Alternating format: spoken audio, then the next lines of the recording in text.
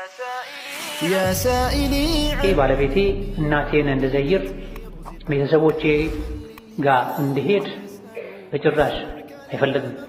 እናቴን ልጠይቃት ካልኩት ቤት ውስጥ ሰላም አይኖርም። ቤቴ ሰላም እንዲሆን እናቴን ማየት መዘየር የለብኝም። እናቴ ታማሚ ናት። ለትዳሬ ስል እናቴን መተው እንዳለብኝ ወስኛለሁ። ግን አላህ በእናት ሐቅ እንዳይጠይቀኝ እፈራለሁ። ምን ማድረግ ነው ያለብኝ? እንደዚህ አይነት ወንዶችንም ቢመክሩልን የሚል فهو الكريم المنزل وأقول አላህ ዱዓችንን ለምን አይመልስልንም? هادي ولا أتى እኛ በቁርአን መማል እንችላለን። مرها حقا كما ሀብታም ሆኖ አመስጋኝ መሆን ይበልጣል ወይስ ድሃ ሆኖ ታጋሽ መሆን ይሻላል? نقالها وأصونها አወል ሶፍ መስገድ በላጭ እንደሆነ ሁሉ በቀኝና በግራ ሶፍ በኩል መስገድ የተለየ ምንዳ አለውን? قالوا له خالفت أقوال الشيوخ ولم يبالوا الخلف. الحمد لله والصلاة والسلام على خير خلق الله محمد بن عبد الله وعلى آله وأصحابه ومن والاه. أما بعد ዛሬ ከምናያቸው ጥያቄዎች የመጀመሪያው በአሁኑ ጊዜ ዘመናዊ ሕክምና ጽንስ በማህፀኗ መያዝ የማትችል ሴት ማህፀን በመከራየት የሚወልዱ አሉ። በሌላ ሴት ውስጥ የሚገባው የዘር ፈሳሽ የሁለቱ ባልና ሚስቶች ነው። ይህ ነገር በሸሪዓ እንዴት ይታያል? የባል መኒ ስፐርም በሌላ አጅነቢ ሴት መግባት እንዴት ነው? ይህ ቅድም አብራርተናል። የሁለት ህጋዊ ባልና ሚስት የዘር ፈሳሽ መሆን አለበት። የሚቆየውም የሚጠነሰውም የሚስቱ ማህፀን ላይ መሆን አለበት። ከአንድ በላይ ሚስት ያለው ወንድ ከአንደኛዋ ሴት የተገኘውን ከሱ የዘር ፈሳሽ ጋር ተቀላቅሎ ሌላኛ ሚስቱ ላይ መቆየት ይችላል አይችልም የሚለው ነጥብ ኺላፍ ያለበት ነጥብ ነው። ይፈቀዱ አሉ። በሱ ኒካህ ስር ያለች ሴት ካልሆነች ግን ሌላ አጅነቢ ሴት ላይ ማቆየት ፈጽሞ አይቻልም። ነጥቡ ሰፊ ነው። ራሱን የቻለ ዳሰሳ የሚያስፈልገው ነው። አስሉ እዚህ ነገር ውስጥ አለመግባት የሚገባው መቼ ነው? ሲገደዱ። የተገደደ ሰው ለግሉ ጉዳይ ሐኪም ቤት ሄዶ ተራውን ጠብቆ ሐኪም መርጦ አማክሮ እርምጃ እንደሚወስደው እንዲህ አይነት ነገር ውስጥ ለመግባት የተገደደ ሰው በግል አዋቂ አማክሮ ነው የሚደረግ። እንዲህ ጥቅል ፈትዋ ተሰጥቶበት የሚሆን አይደል። ፈትዋውን ከመረዳት አቅማቸው ብዙ ሰዎች ይሄ ጉዳይ ውስብስብ ከመሆኑ አንፃር ጠባብም ተረተውትም ወደ አፈጻጸሙ ሲገቡ ስህተት ይፈጠራል። ስለዚህ እኔ ያክል ጊዜ ተዳርሶ ቆይቻለሁ። ባሌ ምርመራ አድርጓል። ባለቤቴም ሚስቴም ምርመራ አድርጋለች። በሰው ሰራሽ መንገድ መውለድ አስበን ነበረ።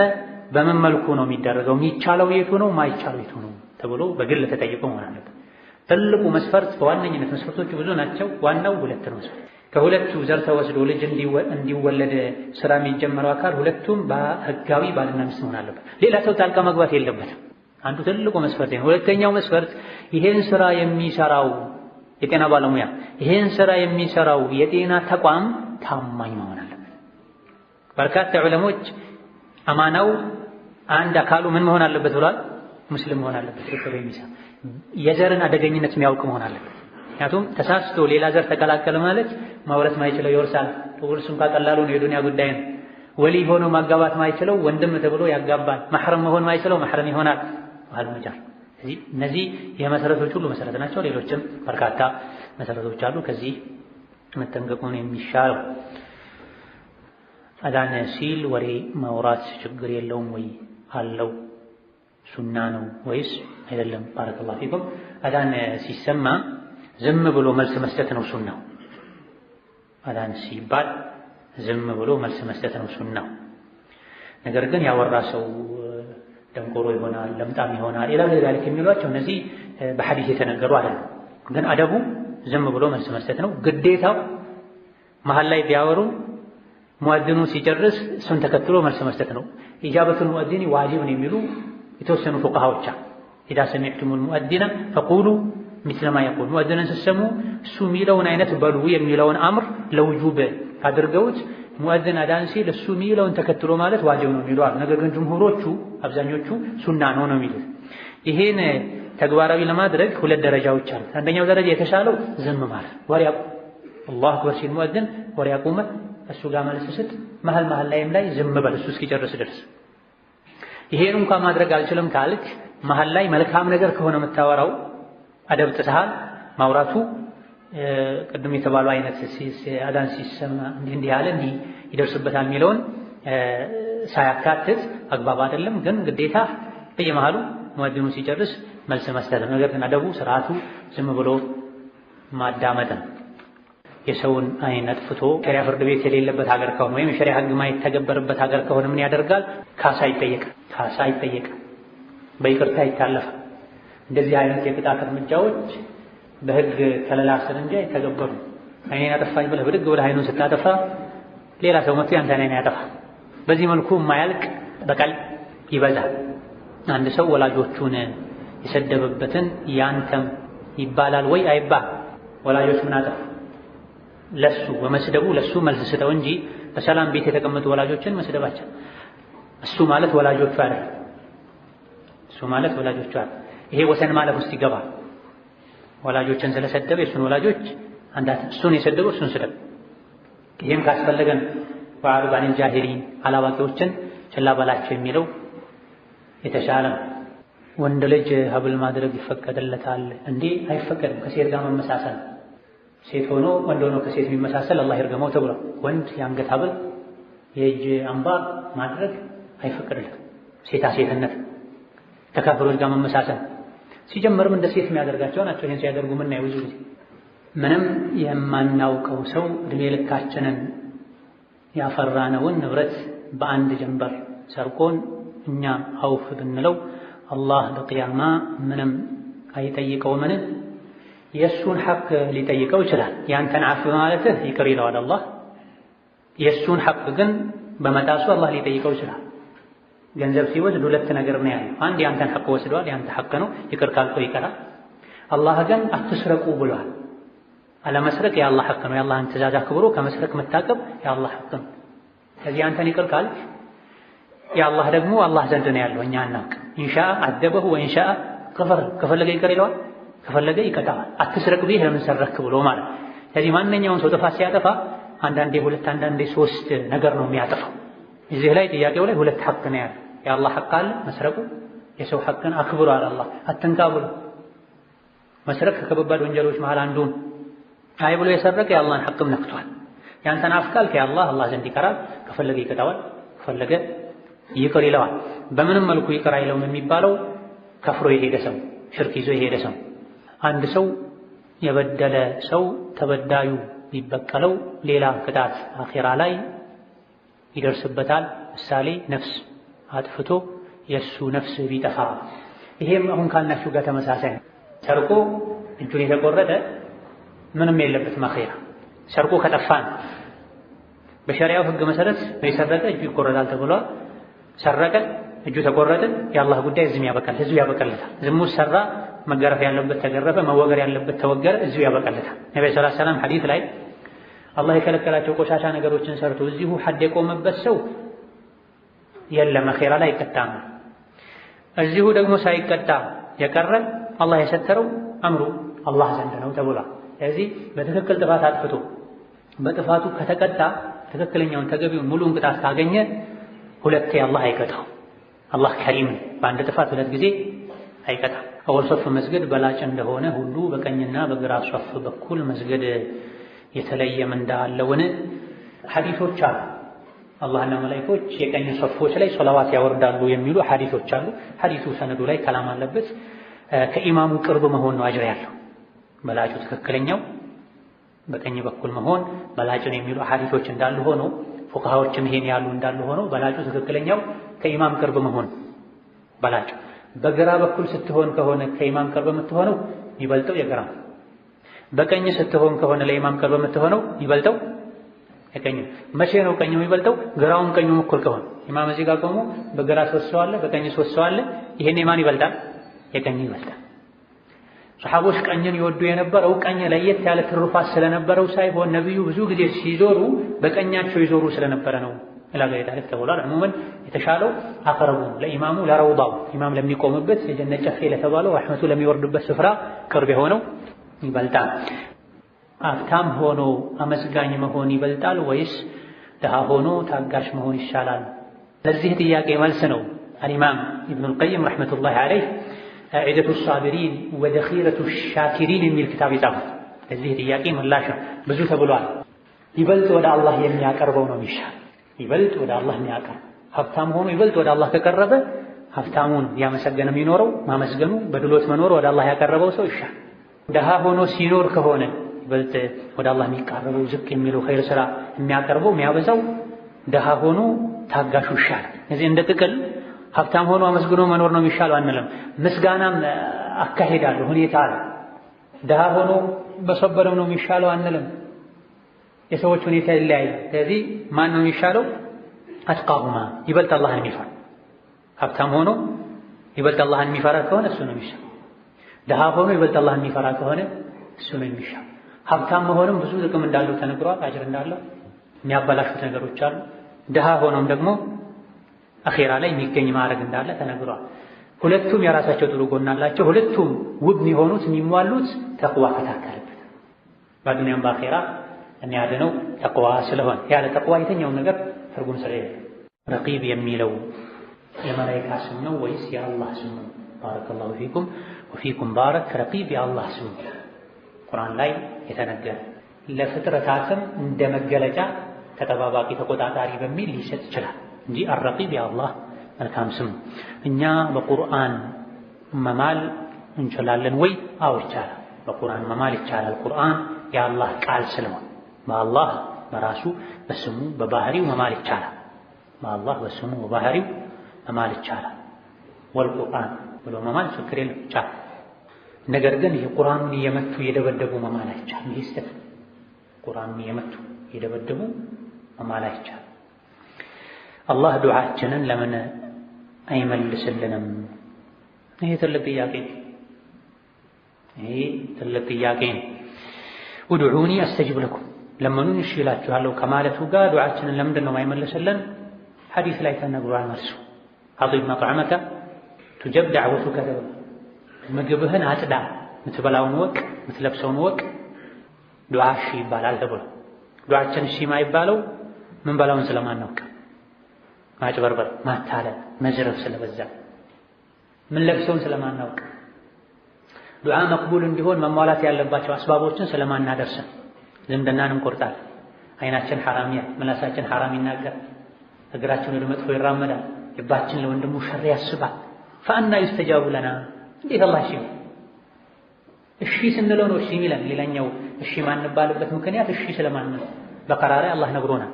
ኢዛ ሰአለከ ዒባዲ ዐኒ ፈኢኒ ቀሪብ ኡጂቡ ደዕወተ ዳዒ ኢዛ ደዓን ፈልየስተጂቡ ሊ ወልዩእሚኑ ቢ ተባሮቼ ቅርብ ነኝ፣ የተጣሪን ጥሪ እሰማለሁ፣ የለማኝን ልመና እቀበላለሁ። ግን ሸርጡ ፈልየስተጂቡ ሊ እነሱም እኔን እሺ ይበሉኛል። እሺ ብለናል ወይ? ዓመቱን ሙሉ ስናምስ ቆይተን የሆነ አደጋ እንቅፋት ሲመታን ነው ያ ረብ ያ ረብ ምን። ስለዚህ እነዚህና መሰል የሆኑ እንቅፋቶች ከልክለውን ሊሆን ይችላል። ይሄ ሁሉም ተሟልቶ ጠርቶ ዱዓችን አስተካክለን አድርገንም የጠየቅነውን ነገር መስጠቱ ለእኛም አይበጅ መሆኑን አላህ ስለሚያውቅ አንዳንዴ ሊከለክለን ይችላል። አሊያ ደግሞ ሁሌ ስንማጸነው ድምፃችንን መስማት ፈልጎ ሊያዘገይብን ይችላል። ዱዓ በራሱ ልክ እንደ ሶላት እንደ ሰደቃ አጅር ስላለው ዒባዳ ስለሆነ ለአኼራ እያጠራቀመልን ሊሆን ይችላል።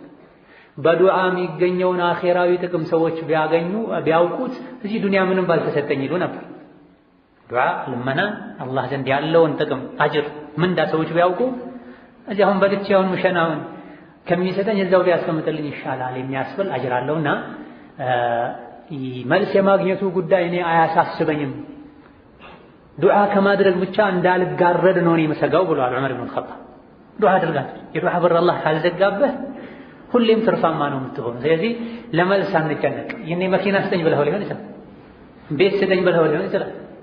ምን ጠይቀው ዱንያዊ ነገር ነው። አፊያ ስጠኝ ብለው ሊሆን ይችላል። ስለዚህ እነዚህ የጠየቅናቸው ነገሮች ለኛ አሁን ማያስፈልጉ ወይም ጭራሽ ማይበጁ እነሱ ሲመጡ ሌላ መጥፎ ነገር ሊመጣ የሚችል መሆናቸውን ስለሚያውቅ ቆይቶብን ሊሆን ይችላልና አንቸኩል። ብቻ መስፈርቱን ያሟላ ዱዓ እናድርግ። ሌላኛው ጥያቄ ባለቤቴ እናቴን እንድዘይር ቤተሰቦቼ ጋር እንድሄድ በጭራሽ አይፈልግም። እናቴን ለጠይቃት ካልኩት ቤት ውስጥ ሰላም አይኖርም፣ ቤቴ ሰላም እንዲሆን እናቴን ማየት መዘየር የለብኝም። እናቴ ታማሚ ናት። ለትዳሬ ስል እናቴን መተው እንዳለብኝ ወስኛለሁ። ግን አላህ በእናት ሐቅ እንዳይጠይቀኝ እፈራለሁ። ምን ማድረግ ነው ያለብኝ? እንደዚህ አይነት ወንዶችንም ቢመክሩልን የሚል። ይሄ በጣም የሚያስፈራ፣ የሚያሳፍር፣ የሚያሳዝን ነው። አቅል ካለው ዲን ካለው ሰው አይጠበቅም። ዝምድናን መቁረጥ ከባድ ወንጀል፣ ራስህን መቁረጥ ከባድ ወንጀል ነው። ሌሎች እንዲቆርጡ ሰበብ መሆንም ከባድ ወንጀል። ከከባኢረ ዙኑብ አንዱ ዝምድናን መቁረጥ። ፈሀል ዐሰይቱም ኢን ተወለይቱም አን ቱፍሲዱ ፊል አርድ ወቱቀጢዑ አርሓመኩም ኡላኢከ አለዚነ ለዐነሁሙላህ። ዝምድናን የሚቆርጡ እነዚህ አላህ የረገማቸው ናቸው። ፊ ሐዲስ ሙስሊም ላ የድኹሉል ጀነተ ቃጢዕ፣ ዝምድናን ቆራጭ ጀነት አይገባም። አንድን ወንጀል ቀጥታ ማድረግም ያስረግማል፣ ዋጋ ያስከፍላል። ሌሎች ይህን ወንጀል እንዲያደርጉ እንቅፋት ማነው ሰበብ መሆንም ወንጀለኛ ያደርጋል። ثم የሰው ልጅ ለራሱ የማይወደውን ለሌሎች መውደድ የለበትም። ለራሱ የማያደርገውን ሌሎችን ማስደረግ የለበትም። አንተ እናትህን አትጠይቅ፣ እህትህን አትጠይቅ፣ ወንድምህን አትጠይቅ ብትባል ምንድን ነው የሚሰማህ? አለቃ አሰሪህ እናትህን መጠየቅ ቢከለክል ምንድን ነው የሚሰማህ? አንተ ቤት ውስጥ አለቃ ነኝ ብለህ ነው ይሄ የምታደርገው። ከአለቃ በላይ አለቃ አለ። አለቃ ቢከለክልህ፣ ታላቅ ወንድምህ ቢከለክልህ፣ አባትህ ቢከለክልህ እሺ ትላለህ? የወለደች እናትህ። አንተስ እናትህን ከማየት ለሳምንት ለወራት ታገሳለህ?